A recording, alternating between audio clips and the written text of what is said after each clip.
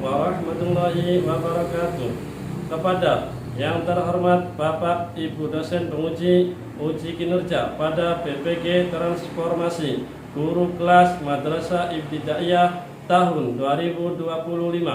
Perkenalkan, saya Hadianto, mahasiswa PPG Guru Kelas Madrasah Ibtidaiyah batch 4 tahun 2025 di LPDK Universitas Islam Negeri Sunan Kalijaga dengan NIM 254041325552. Pada hari ini Selasa tanggal 20 Januari tahun 2026, saya akan melaksanakan praktik pembelajaran dalam rangka penilaian uji kinerja di MI Salafiyah Kroya kelas 5 dengan materi diagram batang.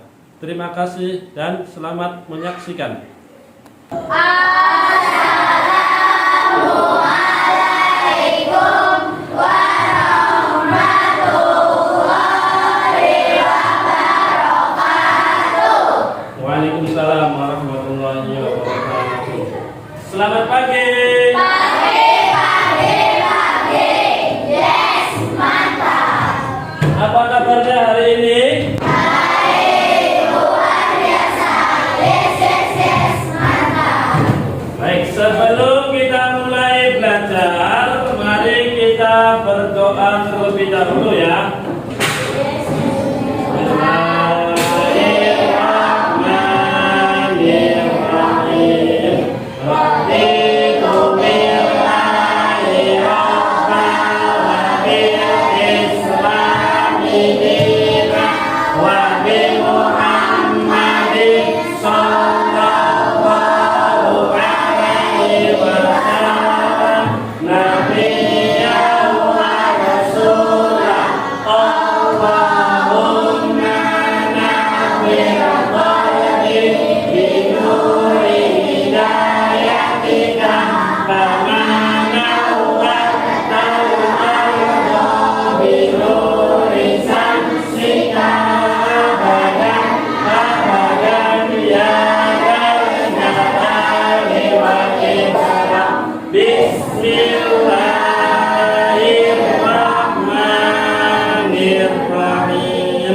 Rabbi zidni ilma warzuqni fahma.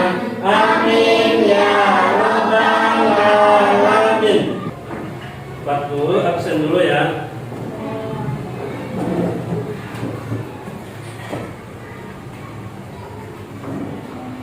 Adibatun Najwa, Ainun Az-Zahra, Az-Zahra, Dalila, Hanifah Gina, Umairo, Naila, Najwa, Lila, Rifka. Kalian berangkat ke sekolah, ada yang naik sepeda? Ada? Ada yang jalan kaki? Ada. Nah, walaupun rumahnya jauh, jalan kaki, nggak apa-apa, tetap semangat. Pada pelajaran sebelumnya kita belajar tentang bikin tabel. Nih, tabel. Yang pertama diisi dengan berangkat ke sekolah. Yang di ini diisi dengan banyak siswa. Yang pertama itu adalah berangkat dengan jalan kaki. Jalan kaki ada berapa anak? Ada 10. Yang pakai sepeda ada berapa anak? Pakai sepeda ada 8. Sisanya ada 7 di antara orang tua. Ada 7. Ini pelajaran minggu kemarin.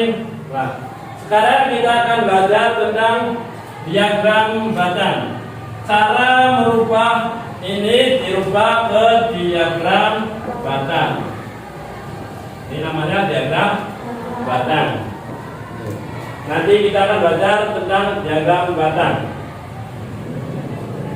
Sebelum kita lanjut ke diagram batang, kita akan belajar apa sih tujuan belajar hari ini. Tujuannya adalah yang pertama, peserta didik diharapkan dapat membuat diagram batang vertikal. Diagram batang vertikal itu ke atas arahnya ini. Membuat diagram batang horizontal. Horizontal itu nanti dipelajari diagram ininya ke samping, bukan ke atas, tapi ke samping, namanya horizontal. Yang ketiga, membaca data dari diagram batang. Nah, kalian itu dapat diharapkan dapat membaca diagram batang. Ini misal jumlahnya berapa siswa, ini berapa siswa, ini berapa siswa. Yang keempat, menganalisis data dari diagram batang. Misal, yang naik sepeda apakah lebih banyak atau lebih sedikit? Yang di antara orang tua apakah lebih banyak atau sedikit? Nah, perbandingannya berapa? Nanti diajari. Sampai sini paham? Lanjut. Kita akan belajar lebih dalam tentang diagram batang. Fungsi diagram batang itu untuk apa? Yang pertama, diagram batang digunakan untuk membandingkan lebih dari satu data dengan mudah. Ini dibandingkan yang naik sepeda, yang jalan kaki, yang diantar, ini supaya lebih mudah. Yang kedua, membuat data lebih mudah dibaca supaya kalian gampang membacanya. Oh, ini ada berapa siswa. Cuma sekali lihat kalian harus paham, kalian pasti bisa.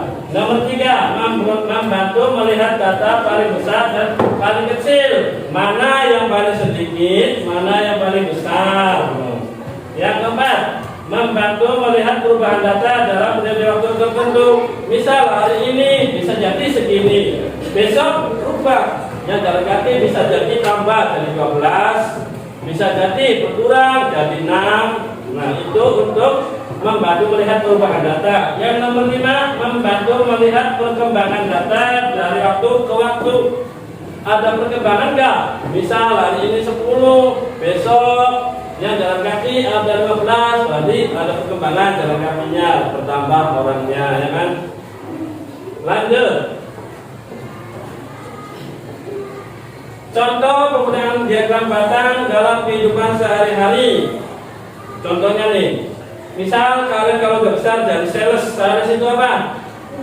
Sales itu orang yang menjual barang atau produk, kan? Misal jualan kosmetik, jualan make up. Nah, kalian harus paham diagram batang ini. Diagram batang dapat digunakan untuk menunjukkan data penjualan dari waktu ke waktu. Misal kalian bikin datanya hari ini segini, bisa besok berubah lagi, itu untuk sales.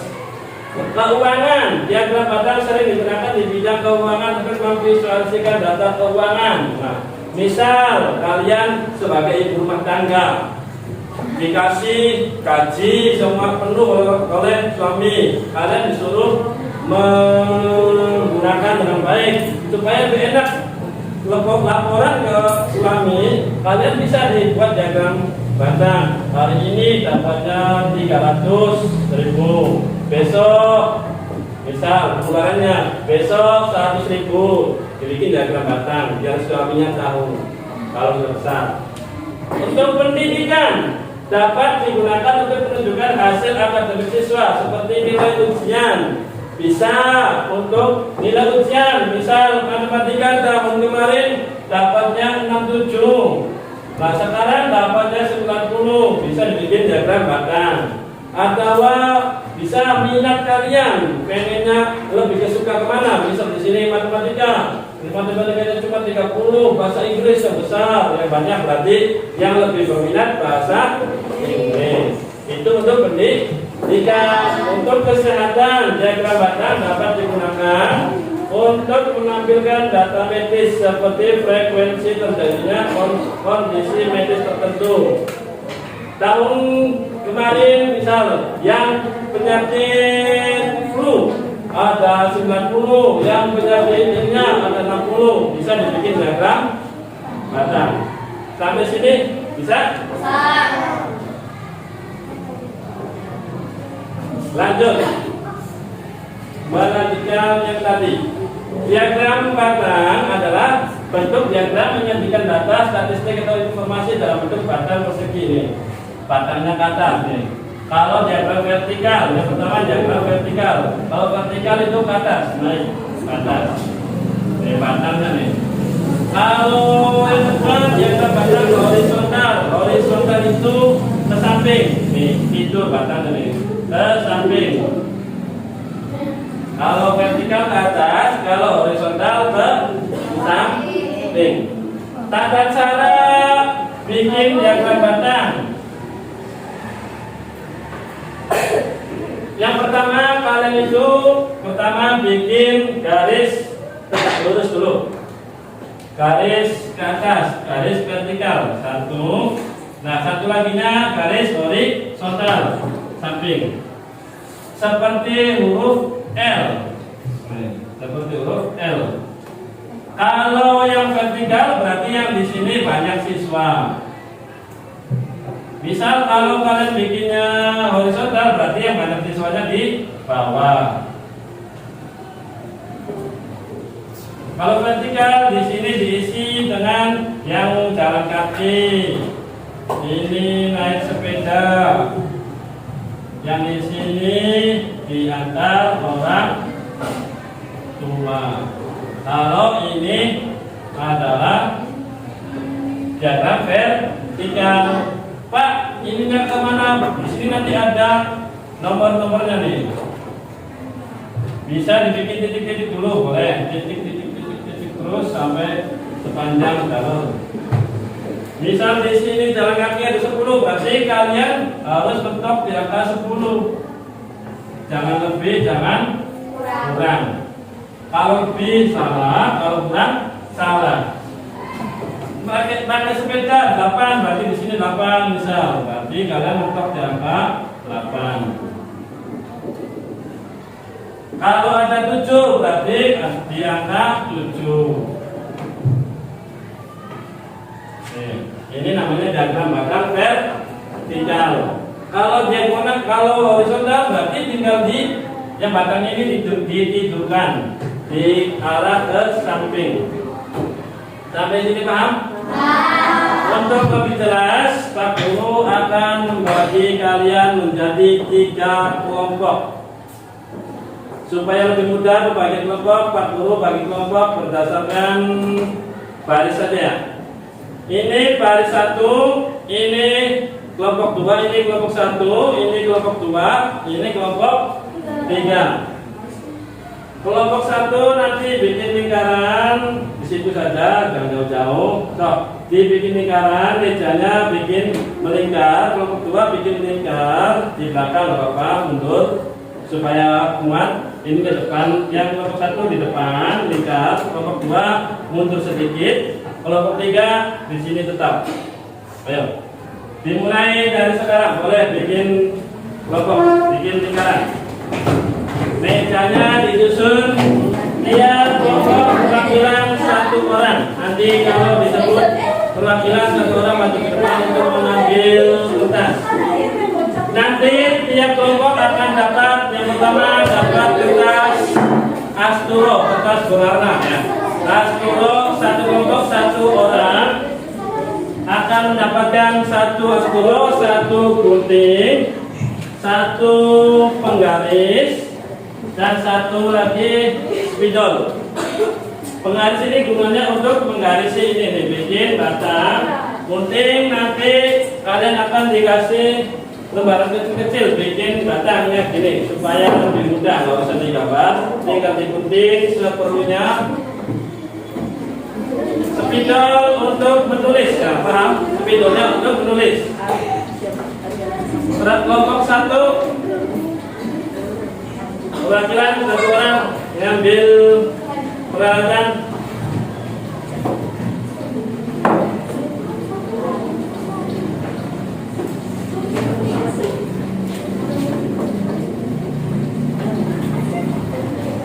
Kelompok 2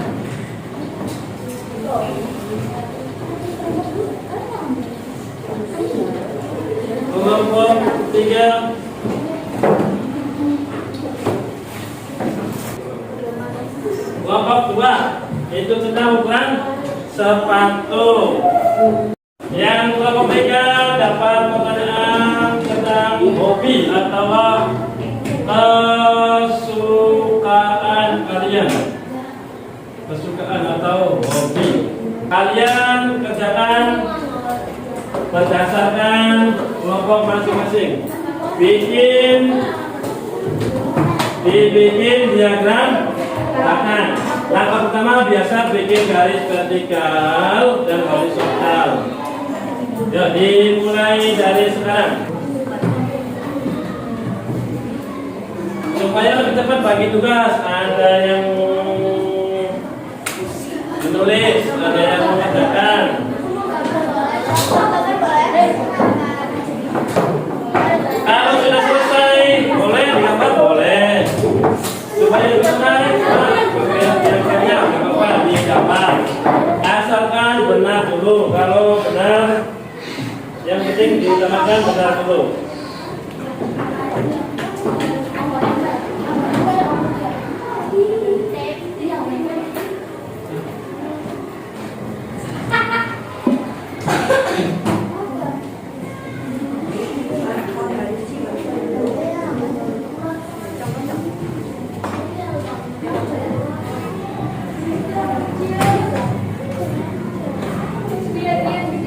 Yang ke belakang boleh, belakang dulu nggak apa-apa.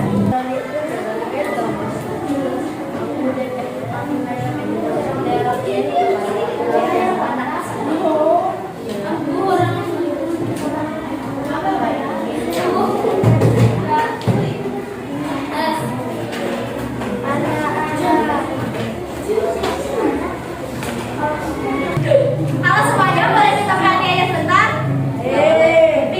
Jadi kita kelompok santuy. Mempresentasikan tentang warna kesukaan siswa kelas. Jadi untuk warna merah di sini ada 6 orang, dan warna hijau ada 9 orang, dan warna biru ada 10 orang. Ya, perhatikan dulu. Apakah benar merah ada 6? Nah, Ya, sampai 6. Kuning 0, nggak ada. Ya, 0. Hijau ada 9 orang. Hijau, ya pas. Biru ada 10 orang. Ya pas. Boleh tepuk tangan untuk kelompok 1. Dikerjakan dengan teliti.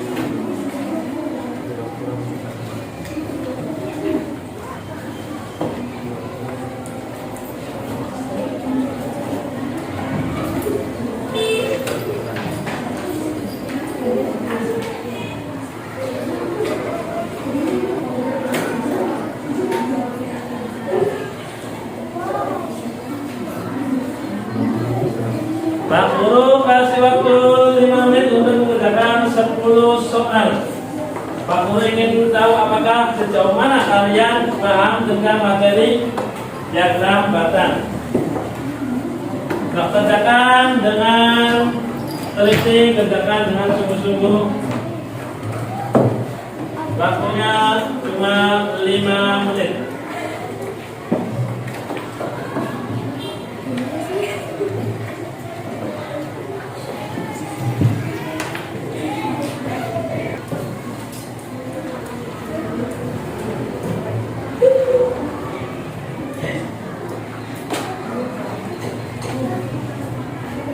Sudah?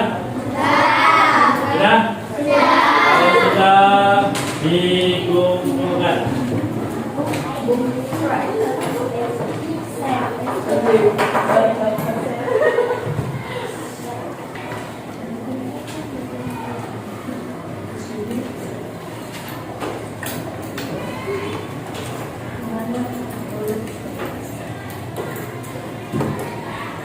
Kalian sudah belajar dari awal, dari tentang berangkat sekolah ya kan, sampai presentasi, sampai asesmen, sampai mengerjakan soal. Adakah kendala?